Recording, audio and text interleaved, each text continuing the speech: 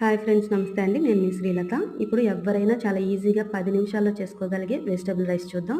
దానికోసం ఒక గ్లాసున్నర రైస్ కడిగి పక్కన పెట్టుకొని, క్యారెట్, బీన్స్, అలాగే టమాటా, క్యాప్సికం ఏ వెజిటబుల్స్ ఉంటే ఆ వెజిటబుల్స్, బంగాళదుంప కట్ చేసుకొని, పచ్చిమిర్చి కట్ చేసుకొని పక్కన పెట్టుకొని, స్టవ్ మీద కుక్కర్ పెట్టుకొని, కొంచెం ఆయిల్ వేసుకొని, పోపు దినుసులు వేసుకొని, అలాగే వెజిటబుల్స్ అన్నీ వేసుకొని కొంచెం ఫ్రై చేసుకొని, దానిలో గ్లాసున్నర రైస్‌కి 3 గ్లాసులు వాటర్ పోసుకొని, కొంచెం కారం, కొంచెం పసుపు, టేస్ట్‌కి సరిపడా సాల్ట్ వేసుకొని, అలాగే రైస్ కూడా వేసుకొని, కలుపుకొని, మూత పెట్టి 3 విజిల్స్ రానిచ్చి, ఒక్క నిమిషం పాటు సిమ్‌లో ఉంచుకొని ఆఫ్ చేసుకుంటే, ఎంతో కలర్‌ఫుల్‌గా, చాలా టేస్టీగా వెజిటబుల్ రైస్ రెడీ అయిపోతుంది.